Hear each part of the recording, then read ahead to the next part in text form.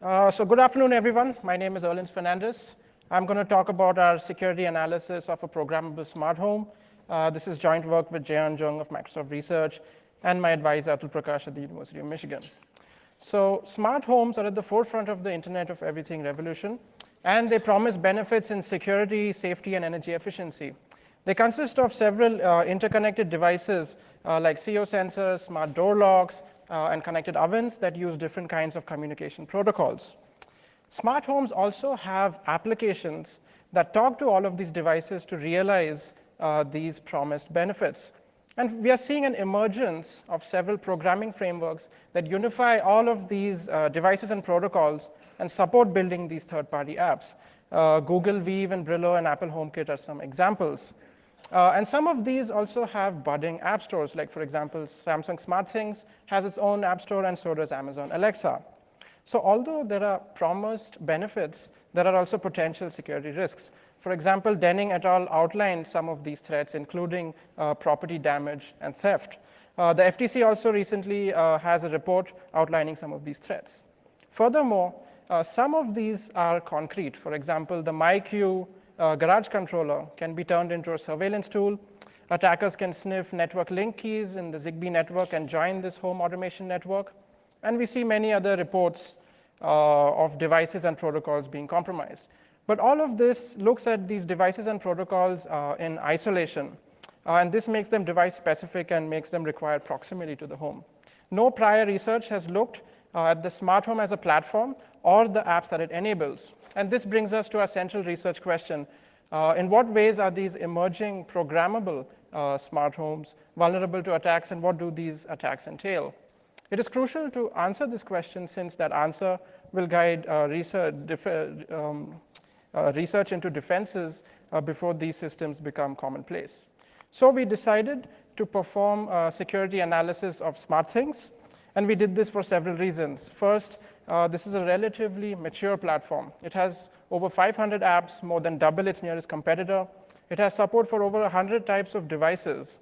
And perhaps more importantly, it shares design principles with other existing frameworks that are in more nascent design stages. So for example, it supports access control through its capability system, and it supports the popular trigger action programming paradigm through its event system. So our research methodology has 3 steps here. First, we examine the security from 5 perspectives by constructing test smart apps to exercise the SmartThings API. Then we couple that with an empirical analysis of 499 smart apps to determine how prevalent these security issues are. And finally, we build proof of concept attacks to show how security fails in practice. So here is a quick overview of our results.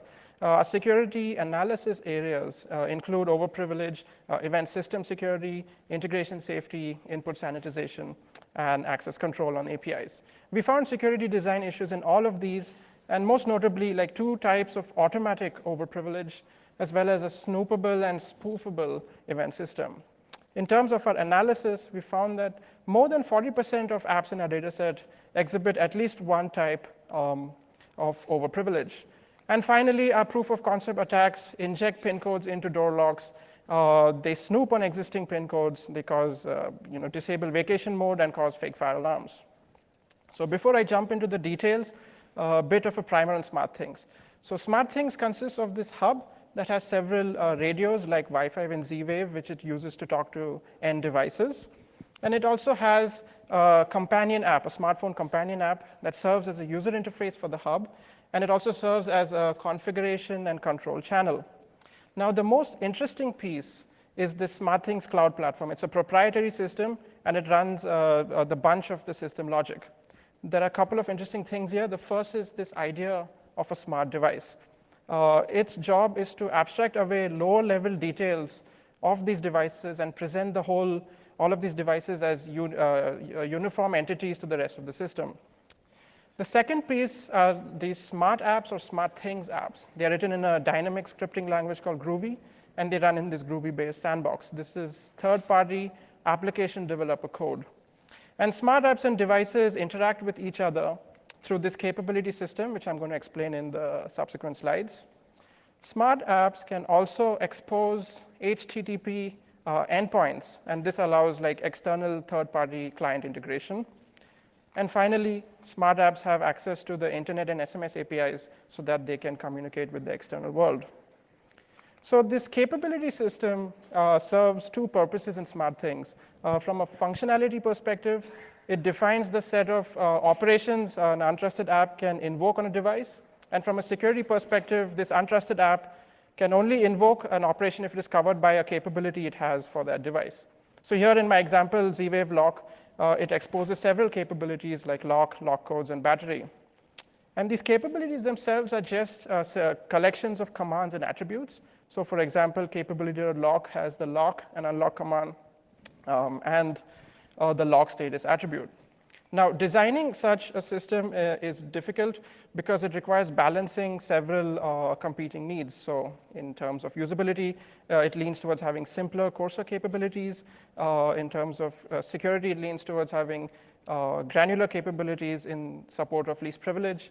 And developers would argue for expressive functionality for ease of development. So smart apps gain these capabilities in much the same way that Android apps gain permissions. You just ask the user. So here we have an example app asking for capability.battery. And when that is executed, you see the UI on the right here. And then when the user taps that button, the authorized button, it results in this device enumeration process. And this causes the system to list all of the devices that support that requested capability. So here it's the smoke sensor and the lock. And then the user has the choice of authorizing these devices to the app. So now that we have some basic understanding, let me dive into the security issues. The first is overprivilege, and this concerns the way apps and devices interact through the capability system in terms of commands and attributes. So we found two types of overprivilege. The first we call coarse-grained capability overprivilege. So consider this example app called AutoLock from the App Store that provides a feature of automatically locking your door locks after 9 p.m. So clearly, this app only needs access to the lock operation, but due to the way granularity is set in SmartThings, it also gains access to this unlock operation. And this unlock operation is the overprivilege here. The second one is called coarse smart app, smart device binding overprivilege. So another example, this app is asking for capability.battery. Now, as I explained, multiple devices can implement a capability, and then due to device enumeration, you will see multiple choices. But assuming the user selects like device 1, then this app, in addition to gaining capability.battery, is going to gain access to all the other capabilities that device supports. Now, both of these kinds of overprivilege are automatic and occur through no fault of the developer. And the negative aspect of all of this is that it increases the attack surface of the home if this app is compromised or if it is malicious. Our second security issue concerns events, and this got to do with how smart apps and devices interact with each other through the event mechanism. So a smart app can issue the subscribe call and then specify an event name, door.unlock, and specify a handler. And then when that event occurs, the system is going to invoke that handler with some event data. We found three design issues with this setup. The first is that once this smart app gains access to any of the capabilities of that device, it can subscribe to any and all events that device generates. Second, if the smart app gains this 128-bit device identifier, then it can monitor all of the events of that device without gaining any of the capabilities supported by that device. This is a form of privilege escalation, and the paper has some details on how an app may gain this ID. Finally, again, using the 128-bit ID, apps can spoof physical device events and impersonate physical devices. So the upshot of all of this is that it can lead to leakage of confidential information, and that apps and devices can take incorrect actions based on spoofed events. So next up is the OAuth vulnerabilities. So OAuth has been explored in the past in the context of mobile applications, most recently. And it was shown that there are several kinds of remote attacks possible if you incorrectly implement this protocol. SmartThings is no different in this regard. It uses OAuth 2.0. The next one is called what we call Groovy command injection attacks. So smart apps are written in this language called Groovy. And they offer this feature of dynamic method invocation. So consider this example. There's a function foo, and then there's a string variable initialized to the characters FOO. Now, a programmer can specify a $sign, and then the name of the string variable, and then Groovy at runtime is going to evaluate that string and call the function foo.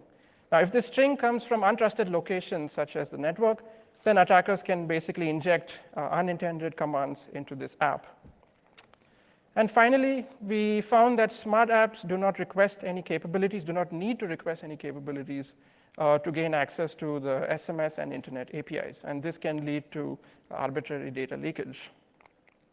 So we decided to focus on the overprivilege issue and see how prevalent it is, because it is what makes apps a target for exploitation. But to do that measurement, we need a definition of overprivilege. And so here, each circle is an app. And ideally, we would want an app to use all of its commands and attributes and to use all of its capabilities.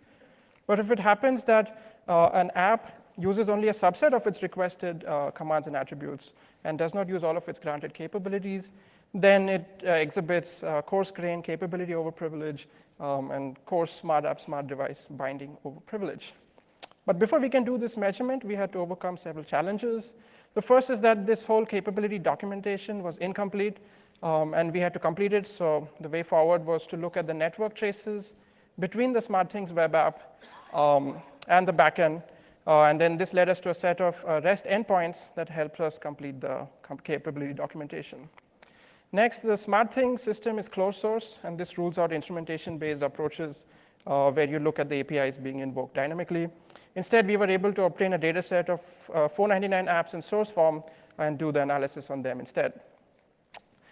Finally, Groovy is very dynamic, and this rules out static and existing tools like Suit. Instead, we built our own tool that looks at the AST of the program. So after overcoming these challenges, we achieved our measurement goals. And in terms of capability documentation, we observed 93 commands as opposed to the documented 65, and 85 attributes as opposed to the documented 60. In terms of overprivilege, 276 apps exhibit coarse-grained capability overprivilege, and 213 exhibit coarse binding overprivilege. Worryingly, we found that 68 or 14% of the data set actually, there are apps that provide legitimate functionality based on this overprivilege. And this is dangerous because it can lock SmartThings into providing overprivilege as a feature rather than getting rid of it.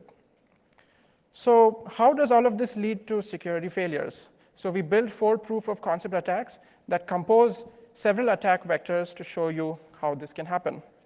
In the first attack, it combines command injection and OAuth compromise and overprivilege to inject a PIN code into a connected door lock.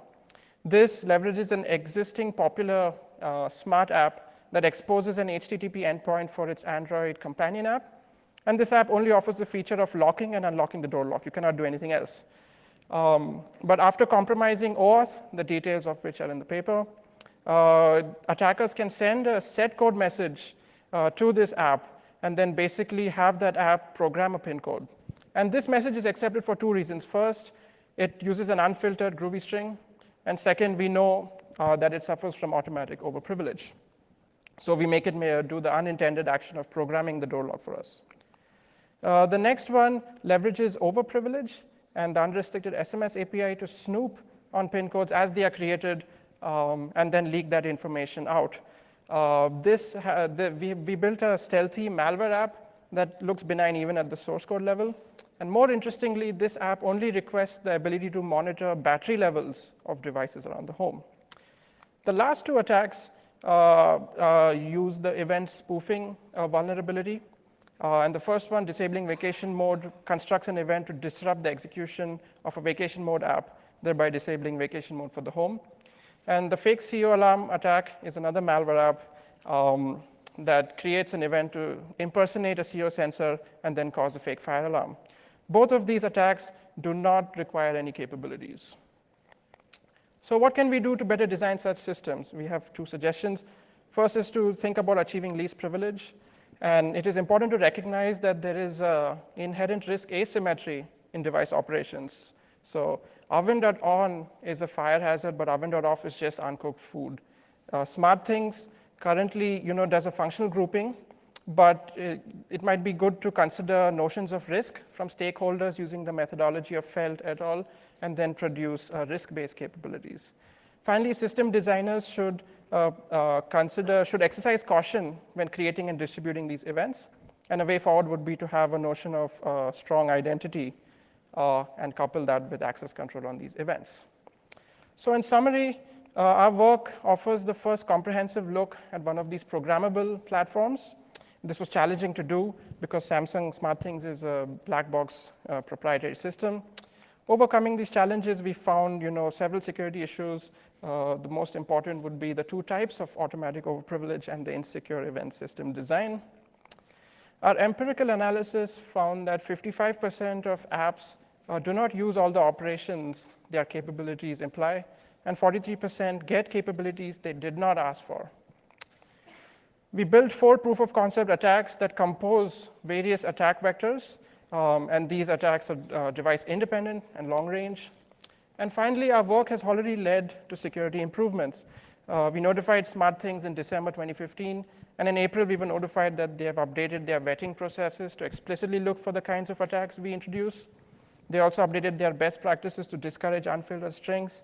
And more recently, we have been having discussions on how to improve this capability system design. The website has source code and some demo videos. Thank you for your attention.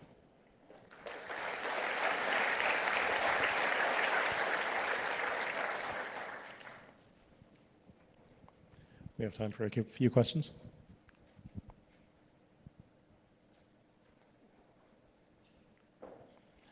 Okay, I'll lead with one.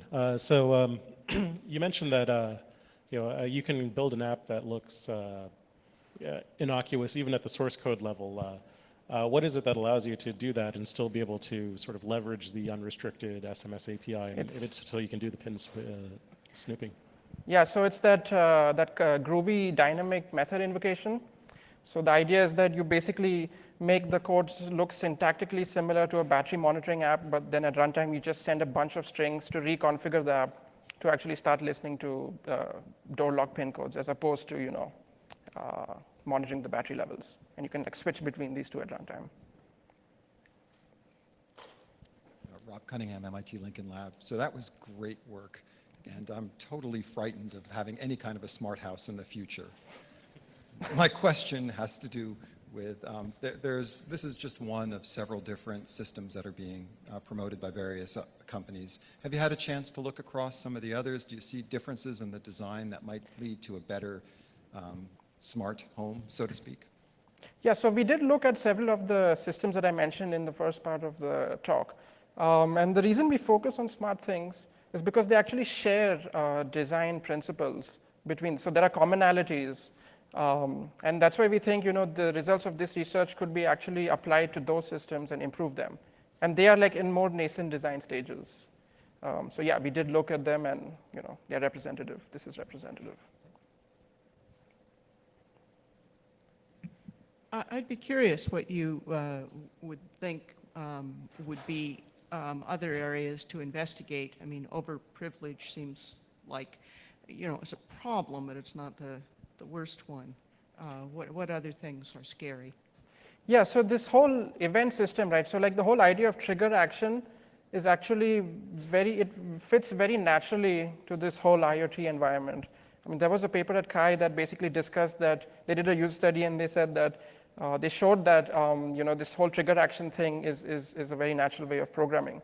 So and then the flaws we found with this event system that supports the trigger action thing, I think that is a very interesting design flaw and something worth fixing beyond overprivilege. Sorry? Oh, you mean between devices? Oh yeah, so I mean that sort of goes down the line of intrusion detection and detecting malware apps that may be already on the system. But yeah, that is also a very interesting area, and we are actually looking at some of those problems there.